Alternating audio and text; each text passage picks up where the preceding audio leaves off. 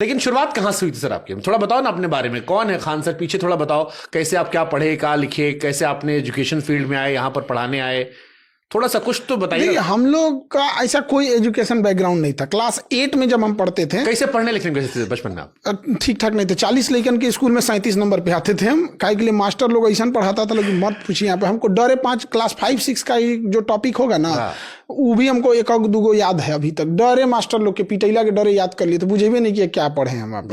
और सबसे बड़ा खराबी क्या था कि हमारे घर वाले लोग, बाबू अच्छा करेगा अंग्रेजी मीडियम में स्कूल एडमिशन करा दिया। हमें कुछ बुझाइए नहीं रहता, खाली पानी पीने का बुझाता था। मैं आई गो टू ड्रिंक वाटर, मैं आई कमिंग सर, ये कुछ बुझेबे किया। अब समझ में नहीं, हाँ बस थोड़ा बहुत ये एटिकेट्स वगैरह था। तो क्लास जब 8 में हम लोग पढ़ते थे, तो हम लोग को ये था, 2-4 दोस्त थे तो कि भाई भोजपुरी में बोलते थे किंग एंड कमाई जाई, कौन काम कर लिए तो जल्दी धाए दे नौकरी लग जाई हमनी के। तो हम लोग को समझ में आया कि एगो डिप्लोमा बड़ी बढ़िया चीज़ होता है, 10 के बाद डिप्लोमा कर दीजिएगा, धाए दे नौकरी हो जाता है। तो हम लोग को नहीं पता था कि डिप्लोमा क्या होता है। हम लोग को लगता है कि कोई 1-8 महीना का कोई चीज़ होगा, एग्जाम निकाल देंगे, धाए से नौकरी लग जाएगा। तो ये दिमाग में बैठ गया था कि हम लोग को डिप्लोमा करना है। चुपे चुपे कहते थे सबको नहीं बताना है, हम लोग डिप्लोमा करके निकल देंगे, सब नहीं बताना है। धीरे धीरे पता चला कि जब पॉलिटेक्निक को डिप्लोमा बोलता है, इंजीनियर का छोट इंजीनियर होता है। तो फिर पता चला कि डिप्लोमा बड़ी चर्चा थी। अब बाद में पता चला कि अरे बाप हो बाप, तो इसमें भी पढ़ना है। तो फौज वाला सबसे अच्छा रास्ता होता है। तो एनडीए में सोचे तो लोग निकलेंगे, लोग यहाँ एनडीए में। तो उसके साथ जब नहीं हुआ तब क्या करेगा आदमी, कुछ नहीं कर सकता था।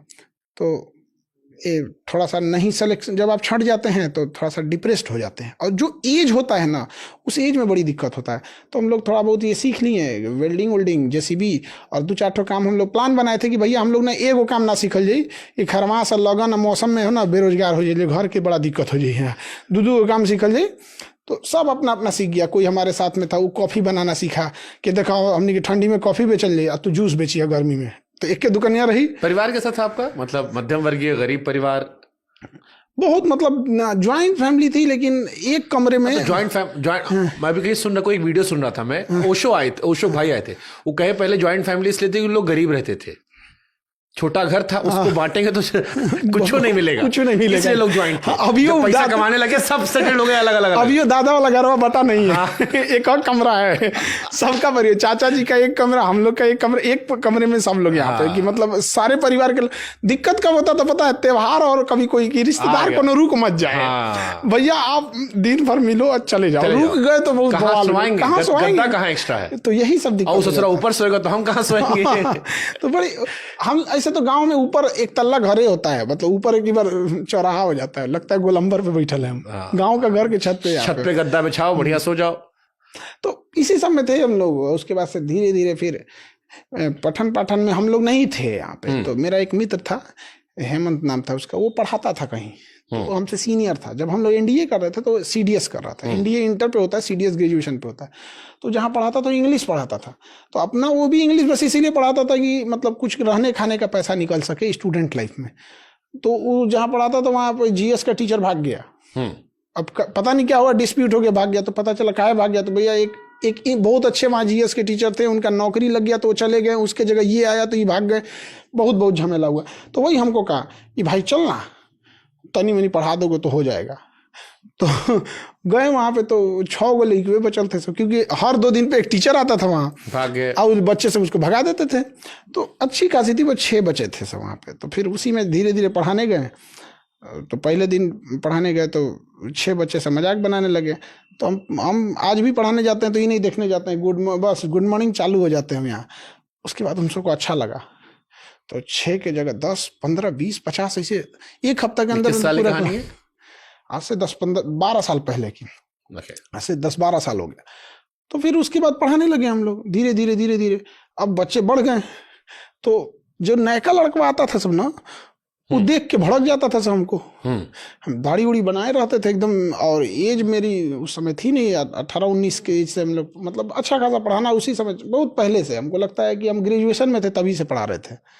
अब ग्रेजुएशन में ना उतना दाढ़ी मोछ नहीं आया रहता बढ़िया से, और आदमी लगता नहीं है कि मास्टर है।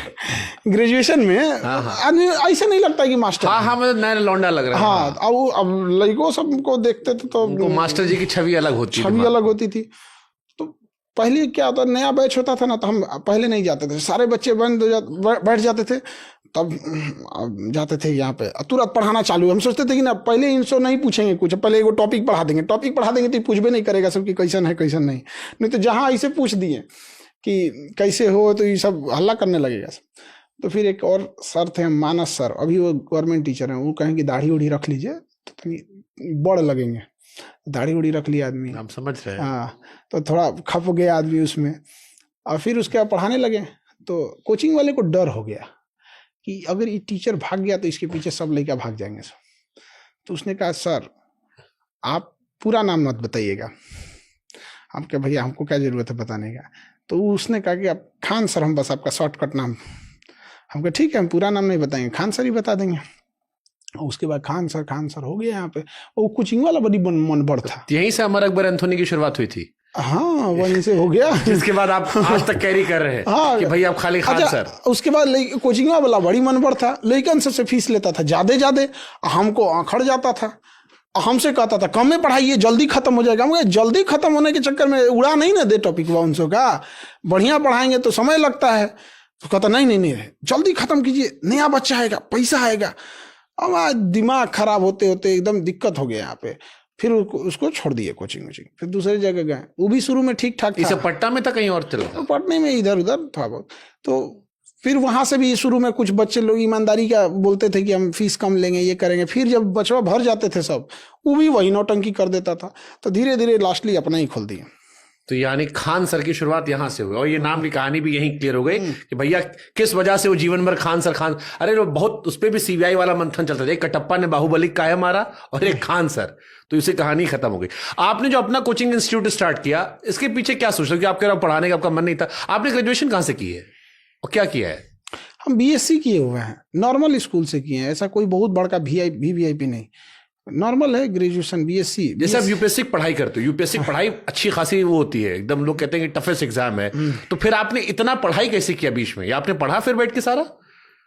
हाँ, पढ़ते, इंटरेस्ट आते रहता है तो आदमी पढ़ते रहता है। क्योंकि आपको पढ़ाने का मन था नहीं। हाँ, बीएससी आपकी नॉर्मल ग्रेजुएशन की, लेकिन आपका पढ़ा लड़का अब देश दुनिया बड़ा बड़ा नौकरी कर रहा है। हाँ, तो ये हमको ही समझ नहीं आ रहा कि टीचर रणजी खेला, लड़का इंटरनेशनल खेल रहा है। तो शिक्षक और सड़क अपने जगह पे रहते हैं, दूसरे को मंजिल तक पहुंचाते हैं। ग्रेजुएशन करने के बाद हमको लगा बीएससी में बहुत, पहले हम लोग को ना साइंस वाले ना अलग घमंड में रहते हैं। हाँ पता, हम साइंस वाले हम साइंस वाले हैं। तो हम लोग कॉलेज में ना घमंड में रहते थे। हम लोग को लगता था साइंस ग्रेजुएशन खत्म होते नौकरी अपने पास आएगी। कुछ कुछ भी नहीं किया ग्रेजुएशन के बाद। तो हम कहे अब एमए करेंगे। तो बीएससी के बाद फिर एमए किए। बढ़िया। पहले लोग करते यही करते थे, बीएससी करे, एमएससी करे, एमए कर ले। हाँ, वही, उसका उसी में पठन चलते गया, इधर पढ़ाने लगे। अब इसी में पढ़ाते पढ़ाते आदमी इतना लग गया यहाँ पे, फिर हम पढ़ाने लगे। उसके बाद से फिर हम लड़ाई लड़े बच्चों के लिए कि भैया पूरी इंडिया में फीस कम होनी चाहिए। फिर धीरे धीरे वहाँ पे पटना में भी सबसे बड़ी कोचिंग होती। कोरोना से पहले भी उतना बड़ा कोचिंग कहीं नहीं था। बट ये था कि हम टेक्निकल फ्रेंडली नहीं हैं। हम आज भी फेसबुक नहीं चलाते हैं, इंस्टाग्राम तो हमारा पतो ना है। वो हमारे नाम पे भले चल रहा होगा कोनो, हमको नहीं आता। कुछ नहीं, सब खाली अंग्रेजी का अल्फाबेट है, XYZ बस। वो सब हमको कुछ नहीं आता है। व्हाट्सएप पे लिख के ढकेल दो, चल गया। सबसे सिंपल लगता है, जो चीज लिखना है ढकेल दो, चाहे कुछ दाब के बोल दो, चल गया वहां पे। यूट्यूब वगैरह में क्या है कि मैं कैमरा ऑन किया, जय हिंद, पढ़ाना हुआ, चल दिए, पढ़ा के। तो टेक्निकल फ्रेंडली नहीं थे, तो इसलिए नहीं था। लॉकडाउन लगा तो फिर मजबूरी में क्लास पढ़ाना पड़ा, ऑनलाइन पढ़ाना पड़ा। और ऑनलाइन में तो लिमिटे नहीं है, देखते पता नहीं क्यों लोगों को अच्छा लगने लगा, बच्चा बूढ़ा सब पढ़ने लगा। तो ये आपको कब रियलाइज हुआ कि खान सर जो है वो ट्रेंड का विषय बन गए? अब कोविड में ही धीरे धीरे जब चीजें होती है ना तो पता नहीं चलता है। बट फिर भी होता नहीं, जैसे मैं यूपी में बैठा हूँ, मेरी मम्मी यूपी में बैठी है। अब मेरी मम्मी बिहार कभी नहीं गई, लेकिन वो खान सर का सब सुनी है।